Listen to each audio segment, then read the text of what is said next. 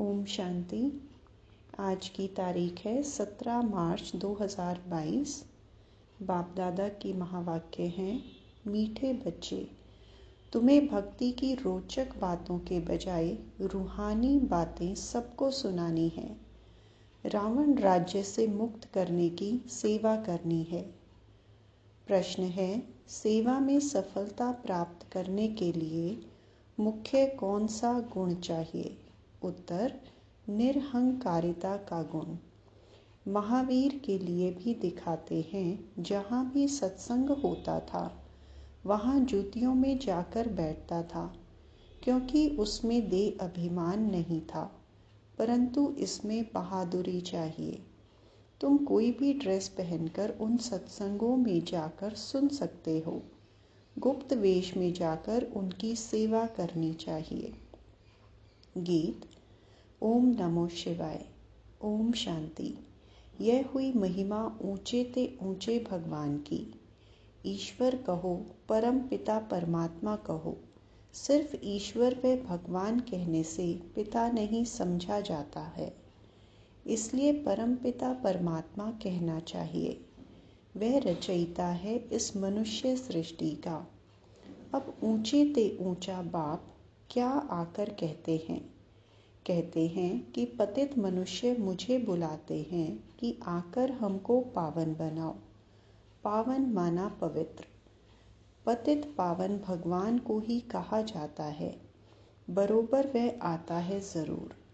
भक्ति मार्ग में भगवान को याद करते हैं तो वह आता भी ज़रूर है, परंतु वह आएगा तब जब भक्तों को भक्ति का फल देना होगा।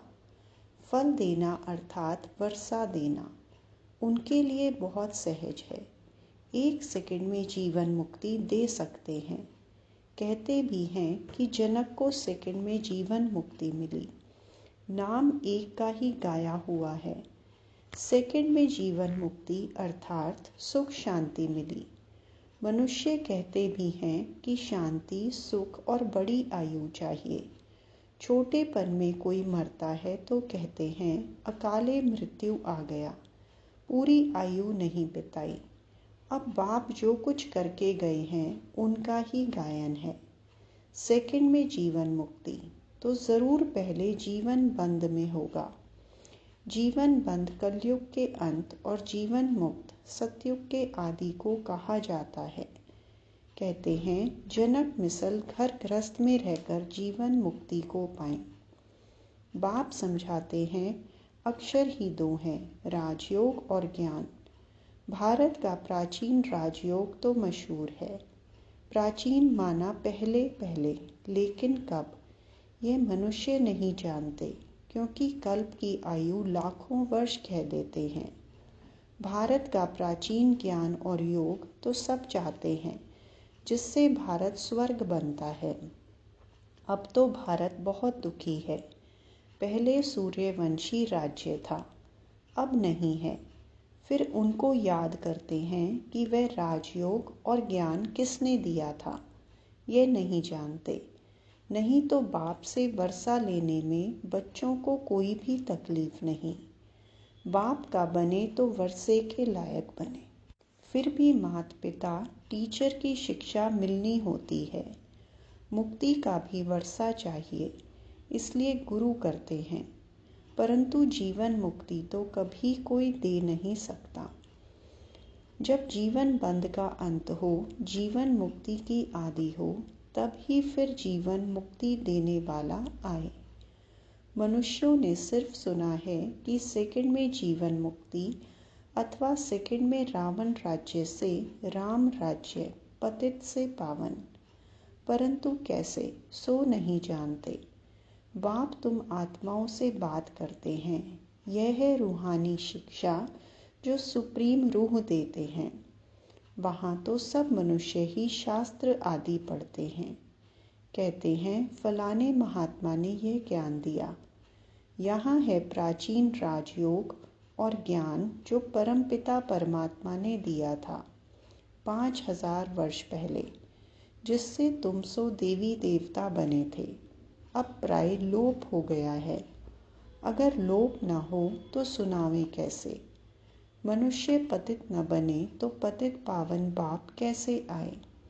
पतित बनने में 84 जन्म लेने पड़ते हैं। इसका भी सारा विस्तार बाप समझाते हैं, वर्ण भी समझाते हैं। ब्रह्मा चाहिए तो ब्रह्मा का बाप भी चाहिए। ब्रह्मा विष्णु शंकर इन तीनों का बाप शिव है। अब ब्रह्मा द्वारा बैठ प्राचीन ज्ञान देते हैं, जिससे विष्णुपुरी के मालिक बनेंगे और ब्राह्मण सो देवता बन जाते हैं। ब्राह्मण धर्म वाले मनुष्य से तुम सो देवी देवता धर्म वाले बन रहे हो, तो पहले प्रजापिता ब्रह्मा चाहिए। कृष्ण को तो प्रजापिता नहीं कह सकते हैं, यह तो सब उल्टी बातें बना दी हैं। कृष्ण को इतनी रानियां बच्चे आदि थे, यह है भूल। वास्तव में बच्चे हैं ब्रह्मा को, न कि कृष्ण को। ब्रह्मा ही कृष्ण बनते हैं। बस इस एक जन्म की उथल पाथल ने मनुष्यों को मुंझा दिया है। गीता का भगवान कृष्ण को कहे शिव को उड़ा दिया है। सब कहते हैं ब्रह्मा को 3 मुख थे, कितने मूंझ गए हैं। शिव रचयिता को तो एकदम गुम कर दिया है। रचता ही आकर बताते हैं कि हम कैसे देवी देवता धर्म की रचना करते हैं। ऐसे नहीं, परमात्मा सृष्टि कैसे रचते हैं। परम पिता परमात्मा को बुलाते ही हैं कि हे पतित पावन, आकर हम पतितों को पावन बनाओ। दुनिया को यह मालूम ही नहीं कि इस समय रावण का राज्य चल रहा है। रावण की बड़ी बड़ी कथाएं बैठ सुनाते हैं। इसको कहा जाता है भक्ति की रोचक बातें, और यह हैं रूहानी बातें। इस समय सब सीताएं अथवा भक्तियां रावण की कैद में हैं और रावण राज्य में बहुत दुखी हैं। अब सबको रावण राज्य से मुक्त कराना है। अब बाप आया है, कहते हैं बच्चे तुम्हारे 84 जन्म अब पूरे हुए, अब वापस चलना है। मुझे ही बुलाते थे कि दुख हरता सुख करता आओ। यह मेरा ही नाम है। कलयुग में है अपार दुख, सतयुग में है अपार सुख। फिर से तुमको सुख का वर्षा दिलाने अर्थ फिर से तुम्हें राजयोग और ज्ञान सिखला रहा हूँ। यह पुरानी दुनिया विनाश हो जाएगी। मनुष्य तो विनाश से बहुत डरते हैं, समझते हैं ये आपस में लड़े ही नहीं तो शांति हो जाए। फिर इतने अनेक धर्मों में शांति कैसे होगी। बाप समझाते हैं यह इतने सब धर्म जो अब हैं वह पहले नहीं थे। जब एक ही धर्म था तब बरोबर सुख शांति का राज्य था। अब सब मांगते हैं मन को शांति कैसे मिले। अरे मन क्या चीज़ है, पहले इनको तो समझो। आत्मा में ही मन बुद्धि है। मनुष्य की ज़बान बोलती है, आँख देखती है, टोटल मिलाकर कहते हैं मनुष्य दुखी हैं। किसको भी समझाना बड़ा सहज है कि बाप को याद करो और वर्षे को याद करो। फिर झाड़ और ड्रामा की समझानी भी देनी पड़े, जिसके लिए यह चित्र बने हुए हैं। सिर्फ मन मनाभव कहने के लिए तो चित्र की दरकार नहीं। चित्रों पर समझाने में घंटा लग जाता है। प्राचीन राजयोग भगवान ने सिखलाया और राजाई मिल गई। फिर कोई मनुष्य थोड़े ही राजयोग सिखलाएंगे। बाप और वर्षे को याद करो तो ठीक है, परंतु यह डिटेल जब तक किसको समझाई नहीं तब तक बुद्धि नहीं खुलेगी। सृष्टि चक्र को समझ नहीं सकेंगे। जब कोई ड्रामा देखकर आते हैं तो वह बुद्धि में आदि से अंत तक घूमता रहता है। कहने में तो सिर्फ इतना ही आएगा कि हम ड्रामा को देखकर आए हैं। तुम भी कहते हो हम इस ड्रामा को जानते हैं, परंतु डिटेल तो बहुत है। बाप से सुख शांति का वर्षा मिलता है। फिर बुद्धि में चक्र भी है। 84 का चक्र जरूर घड़ी घड़ी याद करना है। यह ज्ञान ब्राह्मणों को ही मिलता है, जो फिर देवता बनते हैं। ब्रह्मा सो विष्णु, फिर विष्णु सो ब्रह्मा। तुम जो देवी देवता थे, पुनर्जन्म लेते लेते फिर आकर ब्राह्मण बने। हद का बाप तो सिर्फ उत्पत्ति पालना करते हैं, विनाश तो नहीं करेंगे। विनाश अर्थात सारी पतित दुनिया ही न रहे। सारे रावण राज्य का ही विनाश होना है, नहीं तो राम राज्य कैसे हो। वहाँ कभी रावण को जलाते नहीं। भक्ति मार्ग की कोई भी बात ज्ञान मार्ग में होती नहीं। तुम सतयुग त्रेता में प्रारब्ध भोगते हो, वह है ज्ञान की प्रारब्ध। इनको कहेंगे भक्ति की प्रारब्ध। अल्पकाल क्षण भंगुर सुख। पहले भक्ति अव्यभिचारी थी, फिर व्यभिचारी होते होते बिल्कुल ही दुखी बन जाते हैं। सदगति दाता एक बाप है।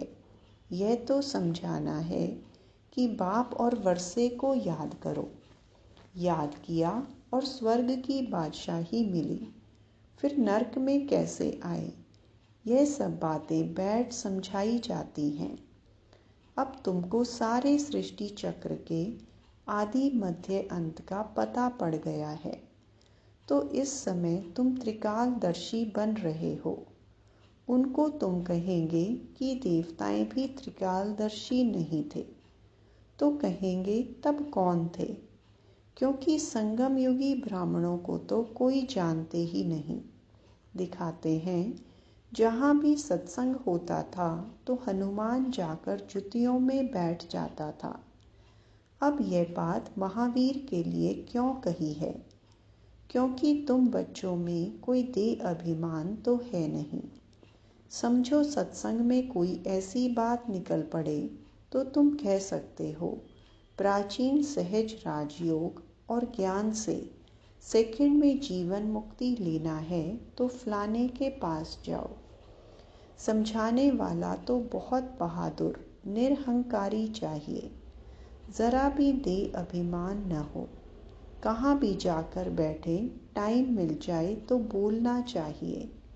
मजबूत होगा तो भाषण आदि करेगा कि गृहस्थ व्यवहार में रहते कैसे सेकंड में जीवन मुक्ति मिल सकती है।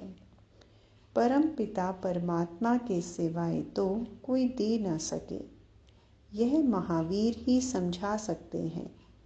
सुनने लिए मना नहीं है। गृहस्थ व्यवहार में रहते तुम बच्चे बहुत सर्विस कर सकते हो। बोलो राजयोग सीखना हो तो ब्रह्मा कुमारियों के पास जाओ, आगे चलकर तुम्हारा नाम बाला हो जाएगा, मेजॉरिटी हो जाएगी। अभी तो थोड़े हैं। भगाने का नाम भी बहुत है। कृष्ण ने भगाया, अरे भगाने की तो कोई बात नहीं। टीचर कब पढ़ाने के लिए भगाते हैं क्या। सर्विस करने वालों को तो बहुत विचार सागर मंथन करना है और बहुत बहादुर बनना है। अच्छा, मीठे मीठे सिकिलदे बच्चों प्रति माता पिता बाप दादा का याद प्यार और गुड मॉर्निंग। रूहानी बाप की रूहानी बच्चों को नमस्ते।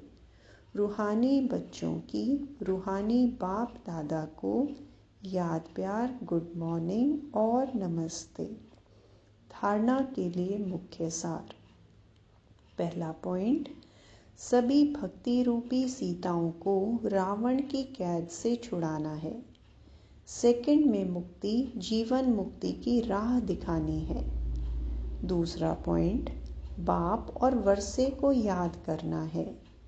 देह अभिमान छोड़ महावीर बन सेवा करनी है।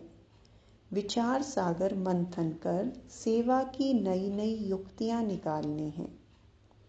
वरदान, नथिंग न्यू की युक्ति द्वारा हर परिस्थिति में मौज की स्थिति का अनुभव करने वाले सदा अचल अडोल भव। ब्राह्मण अर्थात सदा मौज की स्थिति में रहने वाले। दिल में सदा स्वतः यही गीत बजता रहे, वाह बाबा और वाह मेरा भाग्य। दुनिया की किसी भी हलचल वाली परिस्थिति में आश्चर्य नहीं, फुल स्टॉप। कुछ भी हो जाए, लेकिन आपके लिए नथिंग न्यू, कोई नई बात नहीं है। इतनी अंदर से अचल स्थिति हो, क्या क्यों में मन मूंझे नहीं, तब कहेंगे अचल अडोल आत्माएं। स्लोगन: वृत्ति में शुभ भावना हो, शुभ कामना हो, तो शुभ वाइब्रेशन फैलते रहेंगे। अनमोल ज्ञान रतन, दादियों की पुरानी डायरी से। अब तुम्हें दैवी गुणों की धारणा करनी है। धैर्यवत गुण की धारणा भी निश्चय से होती है और साक्षीपन की अवस्था में ही खुशी है। इस धारणा से ही परमात्मा आपे ही 1000 कदम आगे प्रख्यात होता है। बाबा कहता है कि तुम सूक्ष्म में 2 कदम नज़दीक आओ तो मैं स्थूल में अनेक कदम उठाकर सामने आऊँगा। ज्ञान ही है स्व लक्ष्य में स्थित रहना। स्व में स्थित रहने से ही परमात्मा स्वयं आगे आएगा। बाबा के ये महावाक्य याद कर दो, जितना दैवी गुणों की धारणा करेंगे उतना ही 1-2 को सुख देने के निमित्त बनेंगे। आज देना, कल मिलना। आज सर्वेंट बन देंगे तो कल मालिक बन राज्य करेंगे। अभी तो वर्ल्ड सर्वेंट होना।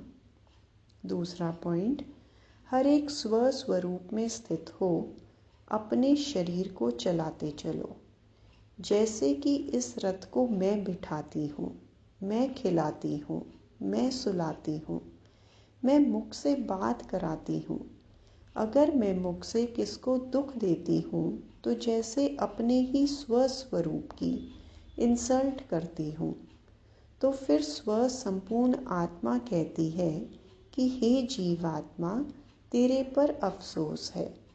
ऐसे इंसान अथवा प्राणी में मैं शुद्ध आत्मा प्रवेश नहीं हूँ। स्व शुद्ध आत्मा जिस जगह है उस जगह पर अफसोस नहीं है, क्योंकि वह कभी भी किसी को दुख नहीं दे सकता है। स्व शुद्ध आत्मा तो सुख रूप है और ऐसा स्वनिश्चय बुद्धि तो सदैव सुख पहुंचाता है। वह साक्षात मेरा स्वरूप है और जो अपने को स्व आत्मा निश्चय करते भी अन्य को दुख देता है, वह तो सिर्फ कहलाने वाला पंडित है। उसका असर दूसरों पर नहीं हो सकता है। अच्छा, ओम शांति।